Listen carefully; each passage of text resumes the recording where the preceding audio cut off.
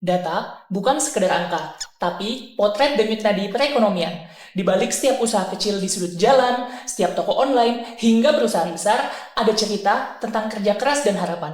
Melalui sensus ekonomi 2026, kita tidak hanya menghitung usaha, kita juga membaca arah masa depan. Lalu, bagaimana peran statistisi dalam merangkai data menjadi pijakan kebijakan? Halo Sobat BEM, selamat datang di podcast Ruang Kampus Biru episode 17. Tempat kita ngobrol santai, tapi tetap berbobot. Bersama saya Adit. Dan aku Yosaki, sebagai podcaster pada podcast kali ini. Nah, di episode kali ini, kita bakal bahas topik yang lagi hangat dan penting buat kita sebagai mahasiswa statistika, yaitu Sensus Ekonomi 2026. Kak Yos, menurut Kak Yos, kenapa sih sensus ekonomi itu krusial, Kak? Nah, kalau menurutku ini nih ya, karena dari data itu, kebijakan itu disusun, arah pembangunan ditentukan, dan masa depan Indonesia akan dirancang. Sensus Ekonomi 2026 Mencatat ekonomi Indonesia. Nah, belakangan ini kita kan sering melihat nih, banyak angka ekonomi yang muncul di berita. Misalnya, ada jumlah usaha, pertumbuhan sektor tertentu, atau bahkan kontribusi UMKM. Tapi biasanya kita hanya melihat hasil akhirnya saja. Padahal, di balik angka-angka itu, ada proses panjang sebelum datanya bisa sampai ke publik. Bener banget, Dip. Padahal sebelum angka itu muncul dan jadi rujukan banyak orang, ada proses yang panjang di belakangnya. Salah satunya lewat kegiatan yang namanya sensus ekonomi. Betul banget nih, sensus ekonomi ini bukan hanya sekedar pendataan biasa, tapi kegiatan besar untuk memotret kondisi usaha di Indonesia secara menyeluruh. Mulai dari usaha kecil sampai perusahaan besar. Semuanya masuk dalam gambaran yang ingin dilihat lewat sensus ini. Nah, tentunya kegiatan sebesar ini nggak bisa langsung jalan begitu saja dong. Pastinya ada banyak persiapan yang harus dilakukan, supaya nantinya data yang dihasilkan itu benar-benar akurat dan dapat dipercaya. Dalam waktu dekat juga, sensus ekonomi ini akan mulai dilaksanakan. Mungkin nanti teman-teman bakal lihat pengumumannya, atau bahkan beberapa bakal didatangin sama petugas sensus secara langsung. Makanya, di episode kali ini kita bakal ngobrol santai soal proses persiapan sensus ekonomi 2026. Sebenarnya, apa saja sih yang perlu dilakukan sebelum sensus ekonomi dimulai? Kenapa tahapan persiapan itu penting? Dan bagaimana memastikan semuanya bisa berjalan dengan lancar? Nah, untuk membahas itu semua, hari ini kita sudah bersama narasumber yang keren yang akan terlibat langsung dalam pelaksanaan Sensus Ekonomi 2026. Betul sekali, di sini sudah ada Kak Evan Vitasari sebagai narasumber di podcast kali ini. Halo Kak. Halo, Makasih Kak udah luangin waktunya untuk ngobrol sama kami. dengan senang hati. Gimana nih Kak kabarnya hari ini? Alhamdulillah baik. Puasa ke-18 ya hari ini ya. Iya, benar banget Kak. Biasanya kakak lebih akrab disapa siapa, Kak? Oh iya. Nama lengkap tadi udah disebut ya, Eka Nuvitasari. Biasanya sih dipanggil Eka. Cuman Eka itu kan nama pasaran ya. Jadi biasanya orang menggabungkan dengan nama belakang saya, tapi nggak lengkap. Jadi Eka Nuvi gitu. Oh, Kak Eka Novi. Iya. Ngomong-ngomong nih Kak, belakangan ini kesibukannya Kakak ngapain aja sih? Ya, ini persiapan sensus ekonomi itu udah tinggal sedikit lagi ya hajatan besarnya. Jadi udah harus sprint untuk mempersiapkan dan juga kita juga masih ada kegiatan rutin karena tentu pekerjaan BPS tidak hanya sensus ekonomi ya. Jadi masih ada pekerjaan-pekerjaan rutin di direktorat yang juga harus dilakukan. Nah, kalau begitu mungkin langsung bisa kita mulai saja ya, Kak. Iya, yuk. Belakangan ini, Sensus Ekonomi 2026 mulai ramai diperbincangkan, terutama karena kaitannya dengan kondisi UMKM dan arah pembangunan nasional ke depannya. Sebelum kita masuk lebih jauh, mungkin bisa jelaskan terlebih dulu, Kak. Sebenarnya, sensus ekonomi yang bakal dilakuin oleh BPS ini apa sih? Oke, ya. Jadi kalau mungkin saat ini sudah banyak banget ya informasi-informasi gitu ya, baik di media sosial mungkin ya, teman-teman mungkin sudah ada banyak melihat atau mendengar gitu ya informasi terkait sensus ekonomi. Nah, sensus ekonomi ini adalah salah satu sensus yang menjadi amanat undang-undang tentang statistik ya, nomor 16 tahun 1997. Nah, di situ dikatakan bahwa BPS itu wajib menyelenggarakan sensus setidaknya 10 tahun sekali. Nah, sensus itu sendiri kan ada 3 ya, ada sensus penduduk di setiap tahun berakhiran 0, kemudian sensus pertanian di setiap tahun berakhiran 3, lalu ada sensus ekonomi di setiap tahun berakhiran 6. Jadi di 2026 ini merupakan sensus ekonomi yang kelima, karena kita sudah mulai dari tahun 1986. Nah, tujuannya tentu untuk mendapatkan data dasar yang lengkap gitu ya, untuk seluruh kondisi ekonomi di Indonesia ini, untuk nantinya akan menjadi dasar dari penentuan kebijakan oleh pemerintah. Selain itu juga nanti dari sensus ekonomi ini akan disajikan secara lengkap struktur ekonomi, kemudian karakteristik usaha, dan menjawab tantangan-tantangan yang saat ini ya, pertanyaan atau tantangan ekonomi global, misalnya ada ekonomi lingkungan, ekonomi digital, ekonomi kreatif. Nah, itu semua akan terjawab dari hasil sensus ekonomi 2026. Berarti sensus ekonomi itu benar-benar memetakan keadaan struktur ekonomi Indonesia secara menyeluruh ya, Kak? Iya, betul. Nah, Kak, kalau boleh tahu sebenarnya usaha apa saja sih yang termasuk ke dalam cakupan sensus ekonomi? Apakah semua jenis usaha itu didata atau ada kriteria tertentu, Kak? Oke, jadi sensus ekonomi ini akan mendata atau mengcapture, memotret seluruh usaha ekonomi ya. Kalau kita mengenal KBLI, klasifikasi baku lapangan usaha, nanti kita menggunakan KBLI 2025, itu semua kategori sektor ekonomi itu kita cakup kecuali ada sektor A, kategori A itu pertanian, karena kita sudah punya sensus pertanian. Kemudian yang kita kecualikan lagi di administrasi pemerintahan, pertahanan, dan jaminan sosial wajib itu kita kecualikan karena datanya sudah ada dari pemerintah. Kemudian satu lagi yang kita kecualikan itu adalah aktivitas rumah tangga pemberi kerja dan juga aktivitas kayak rumah tangga yang memproduksi barangnya sendiri. Nah, itu kita kecualikan karena itu terlalu luas. Jadi intinya dari seluruh usaha ekonomi, baik itu mikro, kecil, menengah, besar, dari sektor informal ke formal, semuanya kita catat. Berarti cakupan dari sensus ekonomi itu luas banget ya, Kak, kayak hampir semua Yes. dari usaha tuh dicatat. Karena emang tujuannya sih untuk lihat gambaran dunia ekonomi di Indonesia secara menyeluruh. Nah, kalau dilihat dari sisi pelaksanaan sendiri, Kak, nanti kan di lapangan itu kan pasti ada banyak yang kita lakuin kan, Kak, sebagai pencacakan, Kak. Iya. Mungkin dari awal hingga akhirnya bisa dijelaskan apa saja proses-proses yang dilalui, Kak? Persiapan ya, dari persiapan ya. Sebenarnya persiapan sensus ekonomi ini sudah kita mulai dari 2023. Jadi 2023 itu kita sudah mulai ada tahapan uji coba, di situ kita menyusun membangun kuesionernya gitu ya. Kemudian kita menguji coba bisnis prosesnya. Di 2024 kita juga ada 2024 uji cobanya, 2023 itu kita mulai dari studi literatur gitu ya. Kemudian 2024 ada uji coba, kemudian 2025 ada gladi bersih gitu ya. Sampai yang terakhir kemarin Februari itu kita sudah melaksanakan pelatihan instruktur nasional.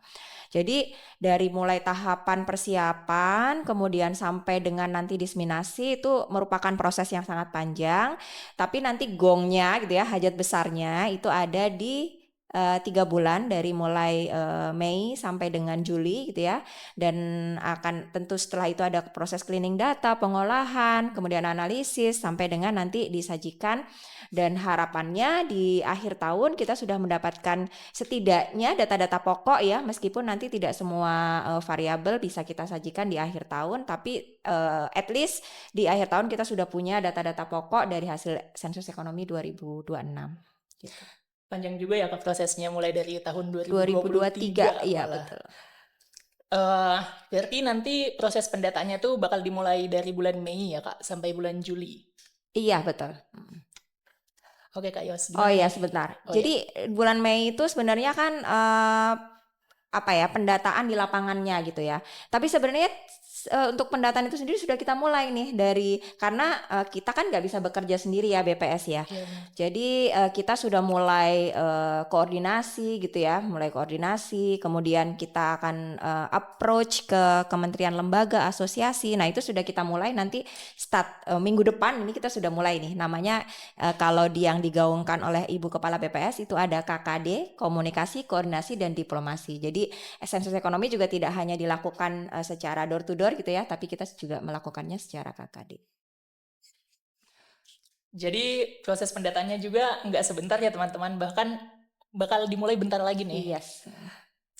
Jadi terus seperti yang kita tahu nih, di tengah dinamika ekonomi yang terus berubah, kenapa sih negara kita tetap perlu ngelakuin sensus ekonomi ini? Apa urgensi utama dari sensus ekonomi ini? Iya.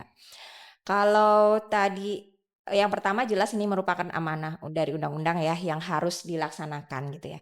Selain itu tentu dari terakhir sensus 2016 tentunya ada banyak perubahan ya, disrupsi maupun perubahan-perubahan baik struktur ekonomi, kemudian mungkin kalau 2016 belum banyak dulu ya belanja online, semuanya tuh harus datang ke pasar bawa duit sekresek gitu ya, sekebong. Tapi sekarang orang sudah sambil tiduran aja sudah bisa belanja. Nah, itu yang mau kita tangkap. Kalau tidak ada sensus ekonomi, kalau hanya misalnya dengan survei atau apa, kita tidak punya data dasar yang lengkap untuk digunakan sebagai sampling frame yang lengkap gitu ya. Kemudian tidak bisa memotret struktur ekonomi secara tepat gitu. Jadi memang sensus ekonomi ini merupakan sesuatu yang urgent ya, yang harus dilaksanakan 10 tahun sekali. Kenapa 10 tahun? Mungkin ada yang bertanya, kenapa harus 10 tahun sekali kalau datanya urgent? Kenapa enggak 5 tahun sekali atau 3 tahun sekali gitu. Nah, kita tadi sudah sampaikan ya bahwa persiapannya aja udah panjang banget gitu ya, dari 2023 kita studi literatur, kemudian 2024 kita mulai uji coba dan seterusnya gitu. Dan ini kegiatan yang sangat masif, tentu memerlukan sumber daya, biaya yang juga sangat besar. Nah, dengan 10 tahun sekali itu harapannya ini bisa memotret keadaan yang sebenarnya di ekonomi kita. Jadi bisa dibilang sensus ekonomi itu penting banget ya, Kak. Iya, betul. Karena data yang diperoleh itu digunakan untuk mengambil kebijakan oleh pemerintah.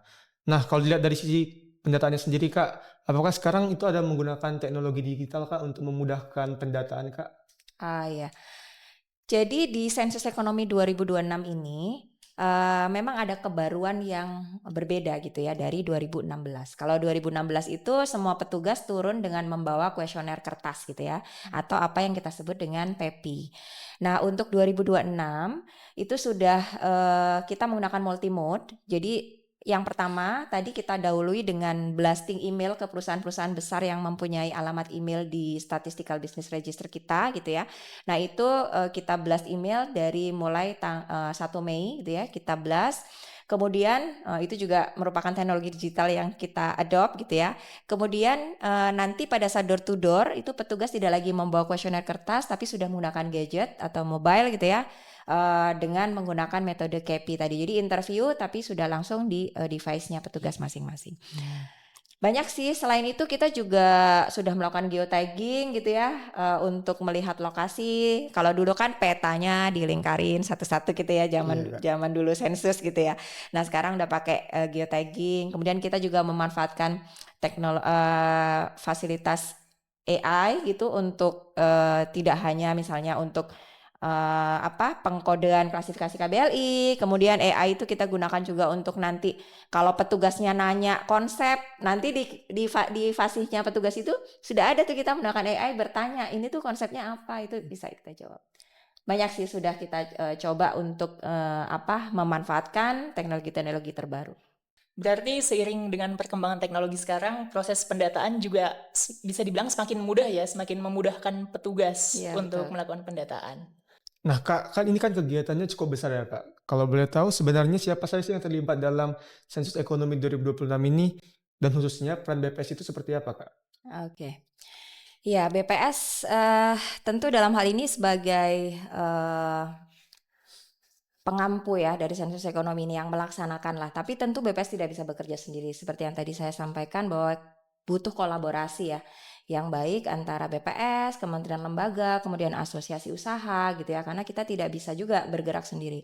Dan tentu kita juga butuh dibantu oleh tenaga-tenaga yang nanti akan melakukan pendataan di lapangan gitu kan ya. Jadi kita juga nanti akan merekrut mitra statistik gitu ya, yang harapannya banyak juga dari kalangan mahasiswa yang bisa terlibat dalam pendataan lapangan nanti. Berarti memang kolaboratif banget ya Kak pelaksanaan SE ini. Tapi tetap BPS yang jadi motor utama untuk menjaga kualitas dan integritas datanya. Terus kadang masyarakat nih mikir, dia di data tuh gunanya untuk apa sih? Nah, sebenarnya dampak sensus ekonomi ini buat pemerintah dan masyarakat itu apa sih Kak? Ya, Ya mungkin itu menjadi pertanyaan ketika petugas pendataan lapangan datang gitu ya. Iya, Ngapain benar. sih saya data-data terus gitu? Dapat bantuan enggak gitu ya Iya. misalnya. Itu kan banyak banget kayak gitu. Jadi yang pertama untuk pemerintah. Untuk pemerintah tentu pemerintah pengen mendapatkan data terkini ya, update data terkini yang akurat untuk pengambilan kebijakan. Banyak banget program-program pemerintah yang memang harus udah evidence based gitu ya. Jadi semua data driven, semua dari data. Jadi kita butuh data-data yang terkini, up to date untuk pengambilan kebijakan itu. Nah, di masyarakat sendiri, uh, saya ngambil contoh yang gampang aja ya, misalnya UMKM. UMKM itu kan mungkin banyak yang masih membutuhkan bantuan modal, mungkin pelatihan gitu ya. Misalnya dia UMKM pembuatan kerajinan tangan misalnya, kan butuh dilatih ya misalnya UMKM-nya. Nah, biasanya kementerian-kementerian terkait yang memang kementerian pengambil kebijakan gitu ya, itu tuh membutuhkan data-data yang rinci gitu ya mengenai usaha-usaha tersebut yang nantinya mungkin kalau misalnya nih masyarakatnya nggak mau didata, artinya kan datanya kan nggak ke capture ya di kita ya, nggak ke capture. Kemudian nanti pada saat ada program-program yang dilakukan pemerintah, dia nggak akan masuk gitu ya. Jadi rugi sendiri gitu Iya, ketika iya. ketika dia, kok saya nggak dapet fasilitas untuk pelatihan gratis, kok saya nggak dapet bantuan modal gitu, karena memang dia tidak mau didata gitu. Nah, yang lebih penting lagi ketika dia tidak mau didata, baik usaha kecil maupun besar, artinya capture struktur ekonomi yang ada saat ini atau yang nanti didapatkan itu bukan struktur ekonomi yang sebenarnya, itu yang kita kita nggak mau gitu ya. Jadi memang ini membutuhkan partisipasi dari semuanya gitu ya, termasuk dari masyarakat, dari pengusaha untuk mau didata supaya apa yang kita harapkan ya, data-data struktur ekonomi dan nanti untuk mengambil kebijakan itu tepat. Karena kalau strukturnya nggak tepat gitu ya, nanti kebijakan yang diambil juga tidak akan tepat gitu, nggak akan tepat sasaran juga. Oh Kak, jadi ternyata efeknya itu berdampak untuk kebijakan supaya pemerintah mudah untuk menentukan Iya betul kebijakannya Kak. sekali. Nah Kak, sebentar lagi kan mahasiswa STIS kan akan turun juga Kak, berpartisipasi dalam kegiatan sains Sensus ekonomi ekonomi. 2026 ini. Kira-kira apa saja sih yang perlu disiapkan oleh mahasiswa untuk mulai dari sekarang Kak? Yang disiapkan mental ya yang pertama tentu ya. Ini disiapkan ya persiapan mental karena turun ke lapangan itu pasti tantangannya banyak gitu ya. Kemudian kesehatan tentu yang pertama dan nanti juga jangan khawatir karena pasti akan ada pembekalan terlebih dahulu gitu ya, ada pelatihan petugas gitu nanti mungkin diadakannya di kampus. Nah, kalau sesuatu yang secara spesifik harus dipersiapkan sih nggak ada. Yang penting mental dan kesiapan stamina kesehatan untuk turun karena nanti pelaksananya 2,5 bulan itu full gitu ya kita berada di lapangan. Berarti yang paling utama yang harus disiapkan sama mahasiswa-mahasiswa tuh mental ya, Kak. Iya betul Karena sekali. bakal menghadapi berbagai tantangan di Iya. depannya. Kalau melihat dari pengalaman sensus-sensus sebelumnya nih, Kak, biasanya tantangan terbesar yang ada di lapangan itu apa sih? Apakah misalnya respondennya yang sulit ditemui atau kurang Hmm. terbuka atau ada kendala teknis lainnya gimana, Kak? Iya. Kalau dari jadi sensus ekonomi itu punya stigma bahwa sensus ekonomi itu sensus paling sulit di antara 3 sensus yang ada ya. Kalau sensus penduduk itu kita berhadapan dengan rumah tangga, masyarakat gitu ya, yang mungkin pertanyaan juga seputar keterangan anggota keluarga dan lain-lain gitu. Nah, sensus ekonomi itu kita berhadapan tidak hanya dengan masyarakat, tapi dengan usaha. Nah, itu mungkin tantangannya karena eh kita harus punya strategi. Jadi misalnya nih, kan kita juga mendata di pasar gitu ya, di mall. Nggak mungkin di jam sibuk kita melakukan pendataan. Jadi kita harus tahu strateginya. Oh, kalau tempat makan, kita mendatanya tidak di jam makan siang. Nah, kayak gitu-gitu. Tantangan-tantangan itu harus distrategikan. Tantangannya ketemu pelaku usaha tentu lebih sulit. Nah, kemudian tantangannya lagi adalah saat ini itu banyak sekali usaha-usaha online, usaha digital yang invisible dari luar. Jadi kalau kita bicara rumah, kemudian punya toko, kios, gampang itu. Oh iya ini ada usaha gitu. Tapi ketika dia usaha itu nggak kelihatan, dia dagang online, dia afiliator Shopee, dia konten kreator nih misalnya ya. Nah, yang mungkin bisa dijual ya di ini. Itu tuh harus ditangkap.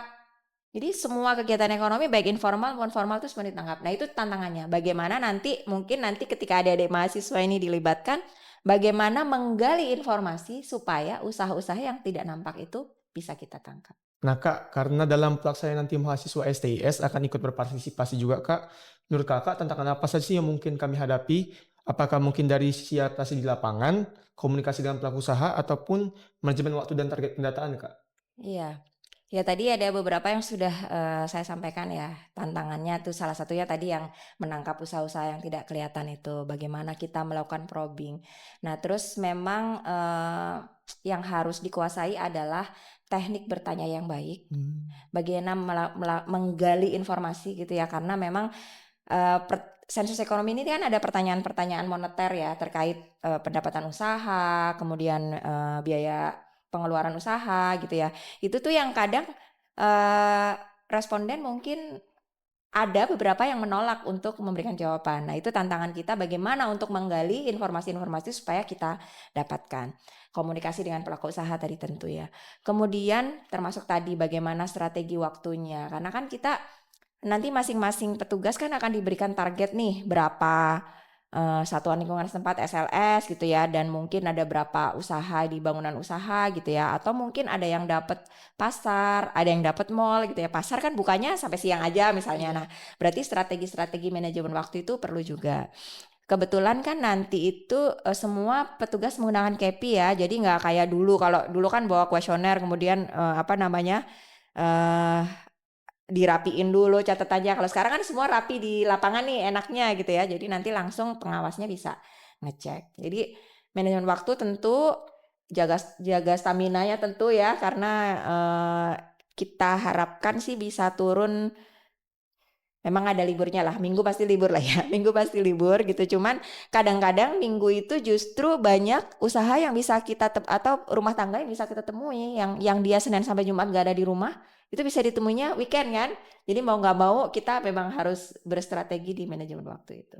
Menarik banget nih. Jadi buat teman-teman mahasiswa yang bakal ikut dalam sensus ekonomi nanti, pasti kalian harus nyiapin mental dan fisik nih, karena banyak banget tantangan yang bakal kalian hadapin.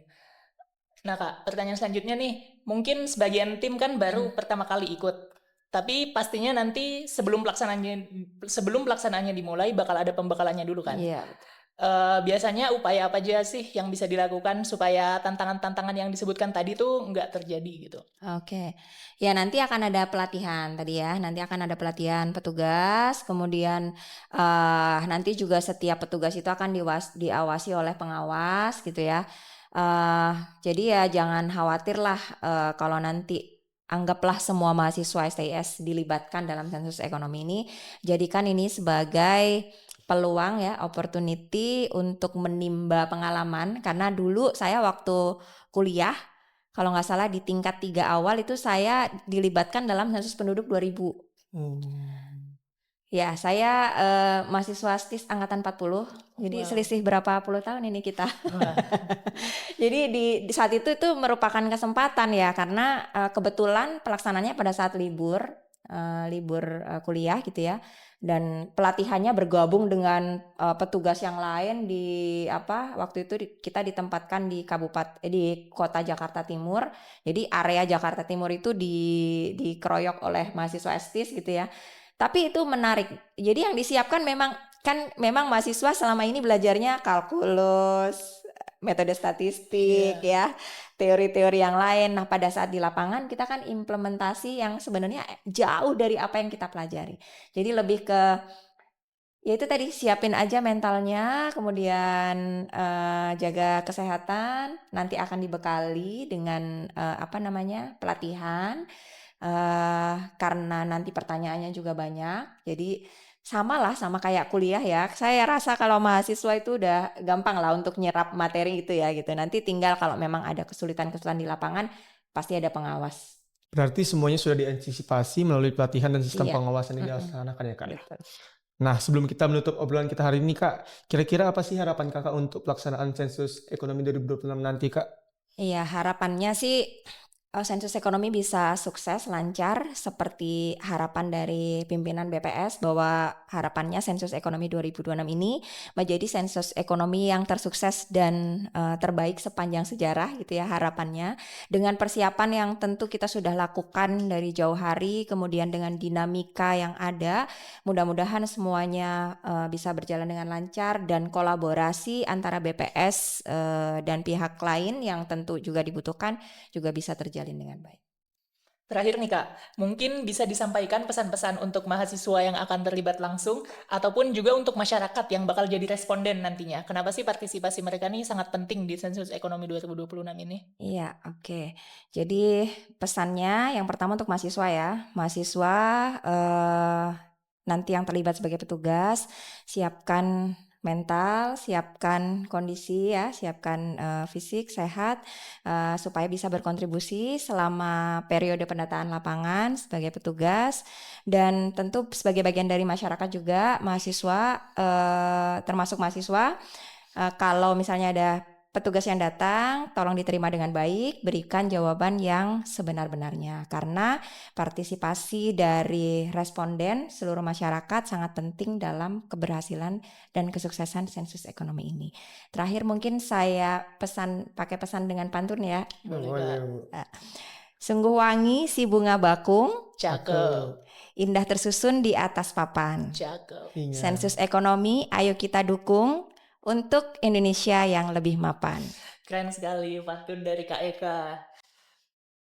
Makasih banyak ya Kak Eka atas pesan-pesan yang diberikan tadi, baik untuk mahasiswa maupun untuk masyarakat yang bakal didata nantinya. Nggak kerasa ya teman-teman, kita nih udah sampai di ujung podcast. Banyak banget insight yang kita dapetin hari ini. Mulai dari pentingnya sensus ekonomi 2026, sampai peran mahasiswa STIS di dalamnya nanti. Bener banget, Dip. Jadi makin sadar kalau sensus ini bukan cuma sekedar kegiatan pendataan, tetapi bagian penting dalam membaca arah ekonomi Indonesia melalui data yang dihasilkan oleh Badan Pusat Statistik. Semoga setelah mendengar obrolan kita hari ini, kita semua bisa jadi lebih siap, lebih paham, dan juga lebih bangga. Karena kita bisa ikut berkontribusi dalam pelaksanaan sensus ekonomi 2026.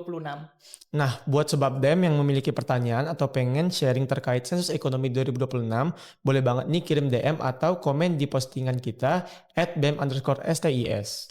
Akhir kata dari kami, makasih banyak untuk Kak Eka yang udah ngeluangin waktunya ngobrol bareng kita hari ini. Dengan senang hati. Sampai jumpa di episode podcast Ruang Kampus Biru berikutnya. Sensus Ekonomi 2026 Mencatat ekonomi Indonesia.